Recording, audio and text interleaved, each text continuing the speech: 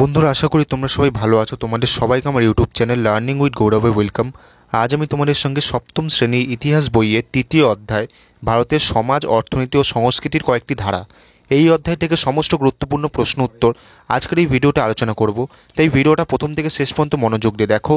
তোমাদের মধ্যে কেউ যদি থাকো যে প্রথমবার আমার এই চ্যানেলের ভিডিও দেখছো, তাহলে অবশ্যই চ্যানেলটাকে সাবস্ক্রাইব করে পাশে থাকা বেল আইকনে ক্লিক করে নোটিফিকেশন অল করে দাও, কারণ তোমাদের ক্লাসের বিভিন্ন সাবজেক্টের উপর ভিডিও আমি যখনই আপলোড করব তার নোটিফিকেশান খুব সহজেই তোমরা পেয়ে যাবে। আর দেরি না করে চলো ভিডিও শুরু করা যাক। সপ্তম শ্রেণীর ইতিহাস বইয়ের তৃতীয় অধ্যায় ভারতের সমাজ, অর্থনীতি ও সংস্কৃতির কয়েকটি ধারা।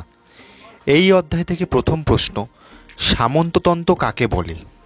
উত্তর, খ্রিস্টীয় নবম শতকে পশ্চিম ইউরোপে একরকম সামরিক ও রাজনৈতিক ব্যবস্থা দেখা গিয়েছিল, একেই সামন্ততন্ত্র বলে।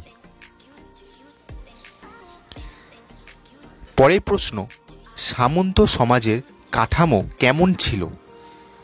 উত্তর, ত্রিভুজের মতো। তাঞ্জোরের মন্দির কোন রাজা নির্মাণ করেন? উত্তর, চোল রাজা রাজারাজ চোল। পরের প্রশ্ন, গঙ্গাইকোন্ডচোলপুরমের মন্দির কোন রাজা নির্মাণ করেন? উত্তর, চোল রাজা রাজেন্দ্র চোল। পরের প্রশ্ন, চোল রাজ্যের প্রধান কে ছিলেন? উত্তর, রাজা। পরের প্রশ্ন, উড় কাদের বলা হয়? উত্তর, চোল রাজ্যের কৃষকদের বস্তিকে ঘিরে গড়ে ওঠা গ্রামকে শাসন করতেন গ্রাম পরিষদ, এরাই উড় নামে পরিচিত ছিলেন। পরের প্রশ্ন, নাড়ু কাদের বলা হতো? উত্তর, চোল রাজ্যের কয়েকটি গ্রামকে নিয়ে নাড়ু গড়ে উঠেছিল। পরের প্রশ্ন, চোল রাজ্যে ব্যবসায়ীদের জন্য গড়ে ওঠা সভার নাম কী ছিল? উত্তর, নগরম। শ্রেষ্ঠী কাদের বলা হতো? উত্তর, বণিকদের। পরের প্রশ্ন, চেট্টি কি? উত্তর, দক্ষিণ ভারতের এক বণিক সম্প্রদায় হল চেট্টি। পরের প্রশ্ন, পাল ও সেন যুগে রাজারা কৃষকদের কাছ থেকে উৎপন্ন ফসলের কত অংশ কর নিতেন? উত্তর, 1/6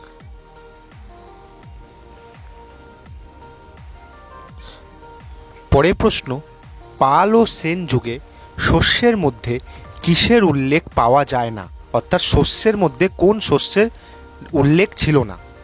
উত্তর, ডালের।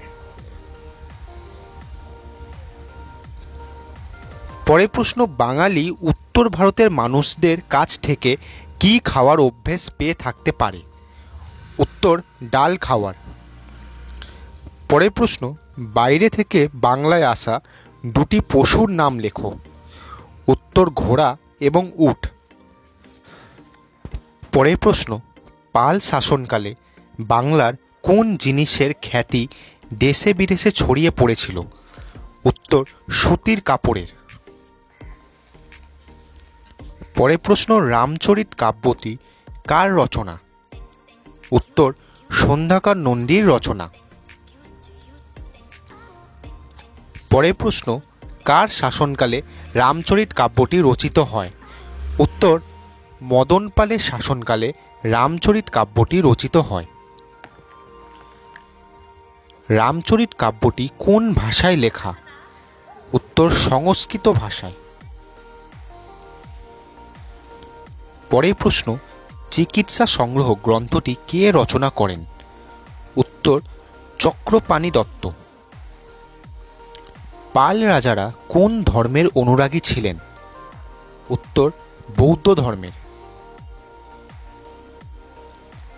পরের প্রশ্ন, সিদ্ধাচার্য কাদের বলা হয়? উত্তর, তন্ত্রযান বা বজ্রযান বৌদ্ধ মতে নেতাদের সিদ্ধাচার্য বলা হয়। পরের প্রশ্ন, পাল যুগের কয়েকজন সিদ্ধাচার্যের নাম লেখো। উত্তর, লুইপাদ, সরহপাদ।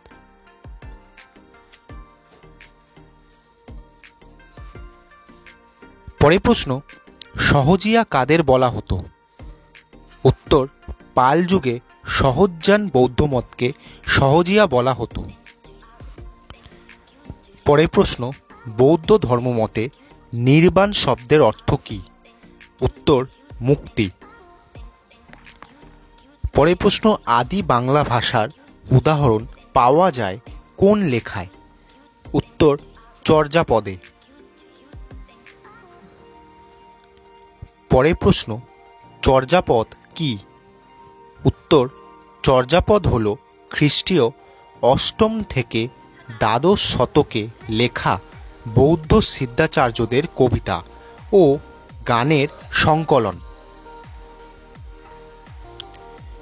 পরের প্রশ্ন, চর্যাপদের পুঁথি কে কোথা থেকে উদ্ধার করেন? উত্তর, আচার্য হরপ্রসাদ শাস্ত্রী নেপাল থেকে চর্যাপদের পুঁথি উদ্ধার করেন। কবে কোথায় নালন্দা বৌদ্ধবিহার তৈরি হয়েছিল? উত্তর, খ্রিস্টীয় পঞ্চম শতকে বিহারে নালন্দা বৌদ্ধবিহার তৈরি হয়েছিল। পরের প্রশ্ন, কোন সম্রাটের আমলে নালন্দা বৌদ্ধবিহার তৈরি হয়েছিল? উত্তর, গুপ্ত সম্রাট প্রথম কুমারগুপ্তের আমলে নালন্দা বৌদ্ধবিহার তৈরি হয়েছিল। পরের প্রশ্ন, সুমাত্রা দ্বীপের শাসক কোন মহাবিহারের জন্য সম্পদ দান করেছিলেন? উত্তর, নালন্দা মহাবিহারের জন্য।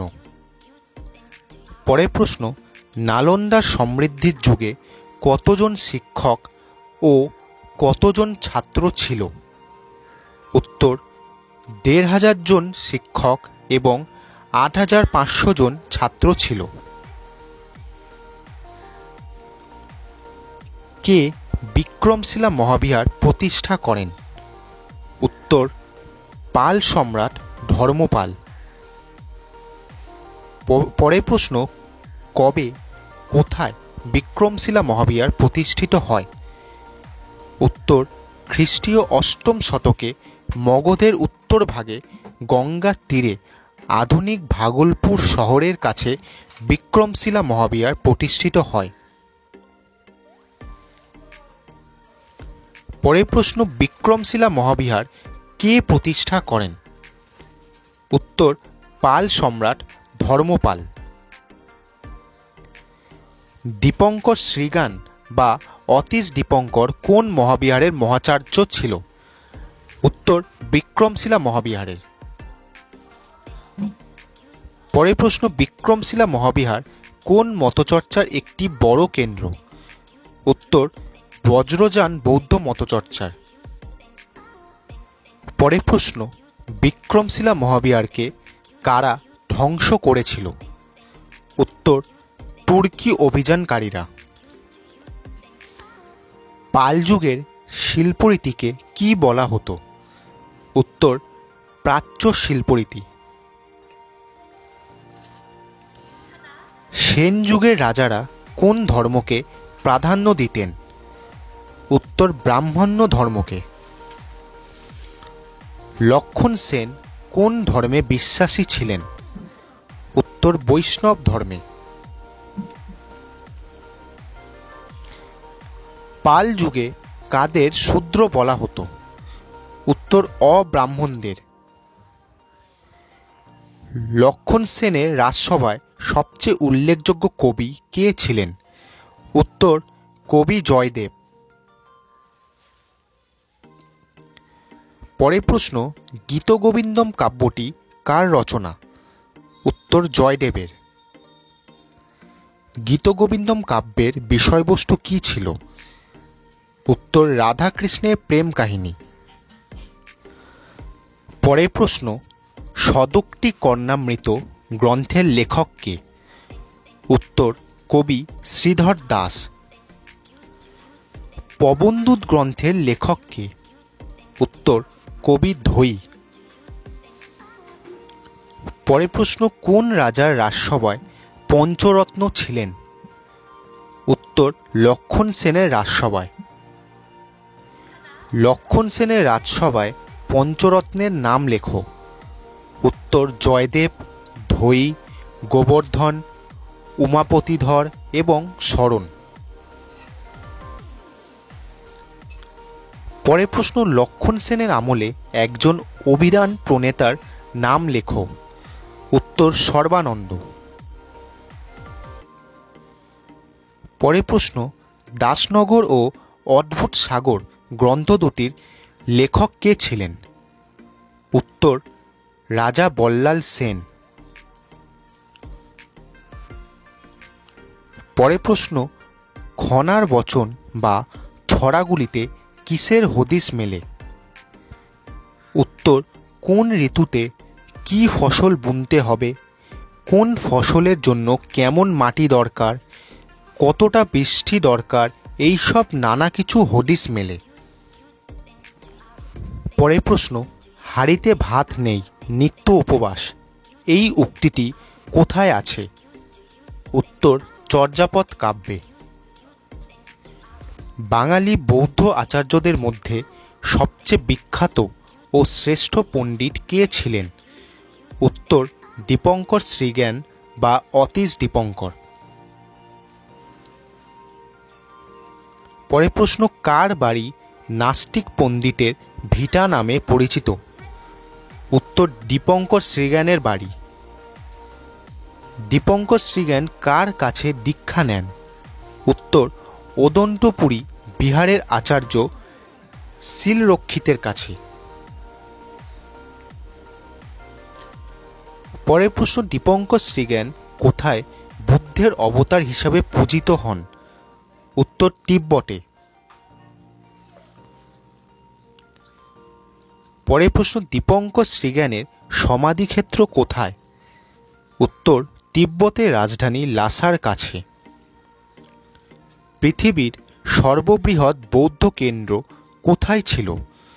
উত্তর ইন্দোনেশিয়ার বড়বদুরের বৌদ্ধ মন্দির। পরের প্রশ্ন, কোন মন্দিরের গায়ে রামায়ণ ও মহাভারতের বিচিত্র গল্পগাথা খোদাই করা আছে? উত্তর দ্বাদশ শতকের প্রথম ভাগে তৈরি কম্বোডিয়ার আঙ্কোর ভাটের বিষ্ণু মন্দিরের গায়ে। পরের প্রশ্ন, ব্রহ্মদেয় ব্যবস্থা কি? উত্তর দক্ষিণ ভারতে কৃষিজমির পরিমাণ বাড়ানোর জন্য ব্রাহ্মণদের অনেক সময় জমি দান করা হতো। তারা অনাবাদি জমি এবং জঙ্গল পরিষ্কার করে বসতি তৈরি করতেন। এই জমির জন্য কোনো কর নেওয়া হতো না। এই জমিদানের ব্যবস্থাকেই ব্রহ্মদেয় ব্যবস্থা বলে।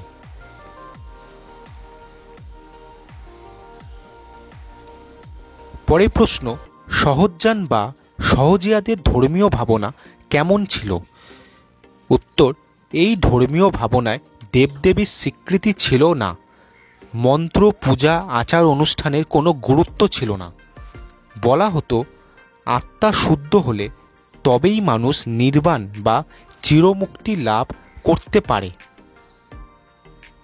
সপ্তম শ্রেণীর ইতিহাস বইয়ের তৃতীয় অধ্যায় ভারতের সমাজ, অর্থনীতি ও সংস্কৃতির কয়েকটি ধারা, এই অধ্যায় থেকে সমস্ত গুরুত্বপূর্ণ প্রশ্ন উত্তরের ভিডিও আজ এই পর্যন্তই। ভিডিওটা যদি তোমাদের ভালো লাগে অবশ্যই ভিডিওটা একটা লাইক করো, শেয়ার করো আর আমার এই চ্যানেলটাকে সাবস্ক্রাইব করো। বন্ধুরা, ভিডিওয়ে দেখানো কোনো প্রশ্ন উত্তর শুনতে অথবা বুঝতে তোমাদের যদি অসুবিধা হয় অবশ্যই ভিডিও নিচে কমেন্ট বক্সে লিখে পাঠাও, আমি তোমাদের সব ডাউট ক্লিয়ার করে দেবো। তো আজকের মতো এই পর্যন্তই। সবাই ভালো থেকো। পরের দিন তোমাদের সঙ্গে দেখা হচ্ছে নতুন একটা ভিডিও নিয়ে।